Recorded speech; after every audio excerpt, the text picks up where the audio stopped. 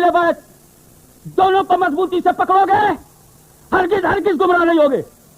میں ایک بات بولتا ہوں, میرے نبی نے مجھ سے کہا نماز پڑھو, قرآن نے کہا نماز قائم کرو. وہ بھی کوئی مسلمان ہے جو نماز نہ پڑھے؟ کتنی شرم کی بات ہے کہ تمہارے سجدے تمہارے خدا کے سامنے نہیں جھکتے. جب اللہ سمد ہے اس کا کلام میں بھی سمدیت ہے, جب اللہ بے نیاز ہے تو اس کا کلام بھی بے نیاز ہے. یہ اللہ کی صفت ہے, اللہ قدیم ہے, اسی لیے قرآن مخلوق نہیں ہے. تو رسول کو اچھی طرح سے معلوم تھا کہ یہ قرآن پاک جو ہے یہ آخری کتاب, میں آخری رسول, یہ آخری کتاب. اس کو ذہن میں رکھ کر کے ایک مثال پر دھیان دیجئے. ایک بات بتاؤ گجرات والوں, جب تم کوئی کارخانہ قائم کرتے ہو تو بہت کٹھور پریشرم کرتے ہو.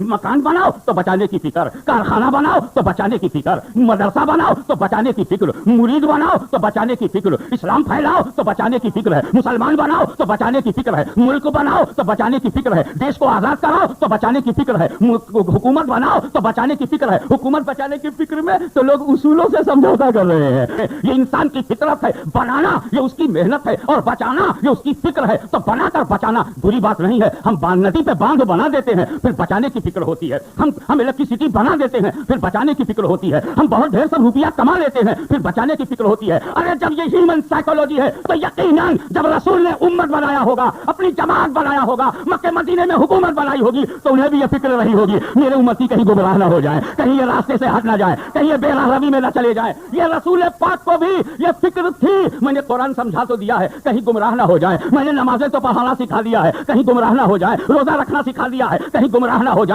حج کرنے کا طریقہ بتا دیا ہے کہیں گمراہ نہ ہو جائے. یہ فکر رسول کو تھی اور اسی فکر کا نتیجہ ہے کہ پیغمبر نے اپنی امت کو بچانے کے لیے یہ اعلان کر دیا, اے لوگوں کان کھول کر کے سن لو, میں تم میں دو بھاری چیزیں چھوڑ رہا ہوں, ایک ہے کتاب اللہ اور دوسرے اہل بیت. اگر دونوں کو مضبوطی سے پکڑو گے کبھی گمراہ نہیں ہوگے.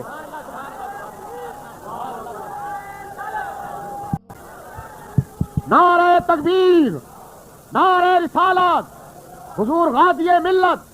توفیقکم الثقلین, میں تم میں دو بھاری چیزیں چھوڑ رہا ہوں, قرآن اور اہل بیت. دونوں کو مضبوطی سے پکڑو گے ہرگز گمراہ نہیں ہوگے. میں ایک بات بولتا ہوں, میرے نبی نے مجھ سے کہا نماز پڑھو, قرآن نے کہا نماز قائم کرو. وہ بھی کوئی مسلمان ہے جو نماز نہ پڑھے؟ کتنی شرم کی بات ہے کہ تمہارے سجدے تمہارے خدا کے سامنے نہیں جھکتے. ارے تو دوسروں کے آگے جھکانا ہوگا. جھک جا اپنے مالک کے, جھک جا رب کے سامنے, جھکے گا رب کے سامنے, سب سے چھٹی مل جائے گی. وہ ایک سجدہ جسے تو گرا سمجھتا ہے ہزاروں سجدوں سے دیتا ہے آدمی کو نجات. ارے اپنے بنانے والے کے آگے جھک.